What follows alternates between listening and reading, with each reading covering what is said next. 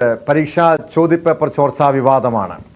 Christmas പരീക്ഷാ ചോദ്യപേപ്പർ ചോർന്ന സംഭവത്തിൽ ക്രൈംബ്രാഞ്ച് ഉടൻ കേസെടുത്തേക്കും. വിദ്യാഭ്യാസ വകുപ്പിൽ നിന്ന് അന്വേഷണ സംഘം വിവരങ്ങൾ തേടിയിട്ടുണ്ട്. ഇവ പരിശോധിച്ച ശേഷമാകും തുടർ നടപടികളിലേക്ക് ക്രൈംബ്രാഞ്ച് കടക്കുക. കോഴിക്കോട് DDയുടെ മൊഴി ക്രൈംബ്രാഞ്ച് രേഖപ്പെടുത്തി. യൂട്യൂബ് ചാനലുകളെ സംശയമുണ്ടെന്നാണ് DD പറയുന്നത്. അധ്യാപകർക്ക് പങ്കുള്ളതായി അറിവില്ലെന്നും മൊഴിയിലുണ്ട്. വിശദാംശങ്ങളുമായി MS അനീഷ് കുമാർ ചേരുന്നു.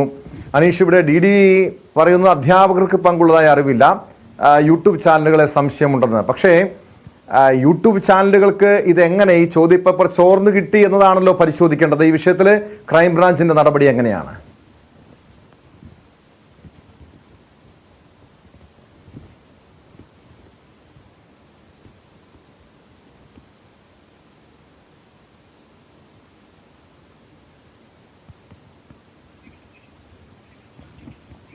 ക്രിസ്മസ് പരീക്ഷാ ചോദ്യപേപ്പർ ചോർന്ന സംഭവത്തിൽ ക്രൈംബ്രാഞ്ച് ഉടൻ തന്നെ കേസെടുത്തേക്കുമെന്നാണ് ലഭ്യമാകുന്ന വിവരം. വിദ്യാഭ്യാസ വകുപ്പിൽ നിന്ന് അന്വേഷണ സംഘം വിവരങ്ങൾ തേടിയിട്ടുണ്ട്. ഇവ പരിശോധിച്ച ശേഷമാകും തുടർ നടപടിയെടുക്കുക.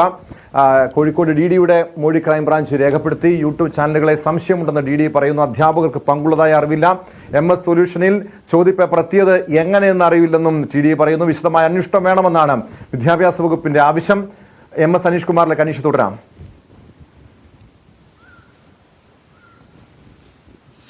തീർച്ചയായും ഇത്തരത്തിൽ അന്വേഷണം ആരംഭിച്ച പശ്ചാത്തലത്തിൽ തന്നെ ആദ്യം വിദ്യാഭ്യാസ വകുപ്പിൽ നിന്നും വിശദീകരണം തേടുന്ന ഒരു നടപടിയാണ് ക്രൈംബ്രാഞ്ച് ചെയ്തത്.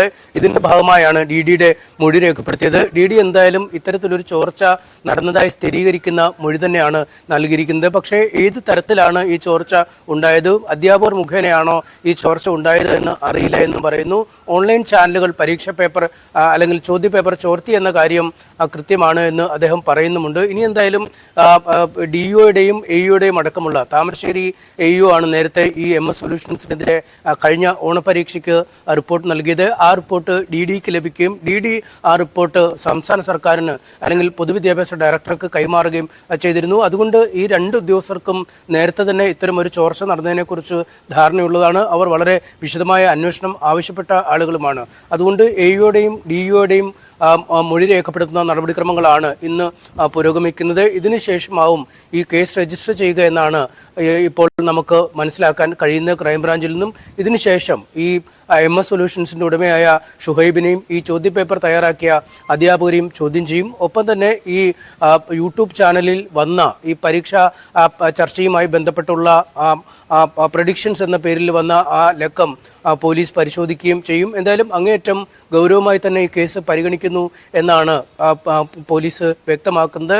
പക്ഷേ യാദൃച്ഛികമായ ചില കാര്യങ്ങളാണ് ഈ ക്വസ്റ്റ്യൻ പേപ്പറുമായി ബന്ധപ്പെട്ട് നടന്നത് എന്നാണ് ഈ MS സൊല്യൂഷൻസിന്റെ വിശദീകരണം. ക്വസ്റ്റ്യൻ ബാങ്കിൽ നിന്നും മറ്റു ചില ഓൺലൈൻ ചാനലുകളിൽ വന്ന ചോദ്യങ്ങളും അപഗ്രഥിച്ചാണ് ഇത്തരമൊരു ചോദ്യക്കടലാസ് തയ്യാറാക്കിയത്. അതുകൊണ്ട് പൂർണ്ണമായും തങ്ങൾ ഒരിടത്തു നിന്നും ചോർത്തിയെടുത്ത ചോദ്യങ്ങളല്ല ഉൾപ്പെടുത്തിയത്. മറ്റ് ഓൺലൈനുകളിൽ പകർത്തിയപ്പോൾ അവർക്കായിരിക്കാം ഒരുപക്ഷെ ഇത്തരത്തിൽ ചോർന്ന് ലഭിച്ചതെന്നൊരു വാദമാണ് അവരുടെ ഭാഗത്തു നിന്നും ഉന്നയിക്കുന്നത്. ഒപ്പം ഈ താൽക്കാലികമായി ഈ പരീക്ഷാ കാലത്ത് ഈ യൂട്യൂബ് ചാനലിന്റെ സംപ്രേഷണം നിർത്തുന്നതായി MS സൊല്യൂഷൻസ് അറിയിച്ചിരുന്നു. കാരണം ഈ പോലീസിന്റെ അന്വേഷണവും നിയമ നടപടികളുമൊക്കെ ഒരു വശത്ത് പുരോഗമിക്കുന്നുണ്ട്. പക്ഷേ ഇതിനെയൊക്കെ മറികടന്ന് ഇന്നലെ വീണ്ടും പരീക്ഷാ ചർച്ച, ഈ പ്രഡിക്ഷൻസ് എന്ന പേരിലുള്ള ചോദ്യക്കടലാസ് ചർച്ച ഇന്നലെയും MS സൊല്യൂഷൻസിന്റെ യൂട്യൂബ് പേജിൽ നടന്നിരുന്നു. ഈ 10ാം ക്ലാസ്സിനും +1നും ഒപ്പം 8, 9 ക്ലാസ്സുകളിലേക്കുള്ള 2 പുതിയ യൂട്യൂബ് ചാനലിൽ കൂടെ ഈ MS സൊല്യൂഷൻസ് ആരംഭിക്കുകയും ചെയ്തു. അതായത് വീണ് കിട്ടിയ ഒരു സാഹചര്യം ഒരു അവസരമായി MS സൊല്യൂഷൻസ് വിനിയോഗിക്കുന്നു. മാധ്യമങ്ങളിലൂടെയും മറ്റുമൊക്കെ വലിയ പേരാണ്, കുപ്രശസ്തിയാണെങ്കിൽ പോലും ഇത്തരമൊരു പേര് ലഭിച്ചത് വലിയ അനുഗ്രഹമായി തന്നെ കരുതുന്നു എന്നാണ് MS സൊല്യൂഷൻസ് പലരോടും പറഞ്ഞിരിക്കുന്നത്. എന്തായാലും അന്വേഷണത്തെ ഒരു തരത്തിലും വഴിക്കുന്നില്ല. തങ്ങൾ ഇത്തരം പകർത്തിയിട്ടില്ല അല്ലെങ്കിൽ ചോദ്യപേപ്പർ ചോർത്തിയിട്ടില്ല. മറ്റു പല വമ്പൻ ഫ്രാവുകളും ഇത്തരത്തിൽ ചോദ്യപേപ്പർ ചോർച്ച നിർബാധം ചെയ്തുകൊണ്ടിരിക്കുമ്പോൾ തങ്ങളെ മാത്രമാണ് ബലിയാടാക്കുന്നത് എന്ന ഒരു ആക്ഷേപവും അവർ മുന്നോട്ട് വയ്ക്കുന്നു. ഈ കാര്യങ്ങളിലൊക്കെ ക്രൈംബ്രാഞ്ച് പരിശോധന നടത്തും. ഇന്ന് ആണ് ഏറ്റവും നിർണായകമായ വിദ്യാഭ്യാസ വകുപ്പ് അധികൃതരുടെ ചോദ്യം ചെയ്യലും മൊഴിയെടുക്കലും പൂർത്തിയാക്കുന്നത്. ഇതിനുശേഷം MS സൊല്യൂഷൻസിലേക്ക് പോലീസ് കടക്കുക തന്നെ ചെയ്യും. ടോം, വ്യക്തമാണ്. MS അനീഷ് കുമാറാണ് വിവരങ്ങൾ നൽകിയത്. ചോദ്യപേപ്പർ ചോർച്ചാ വിവാദത്തിൽ ക്രൈംബ്രാഞ്ച് ഉടൻ തന്നെ കേസെടുക്കും.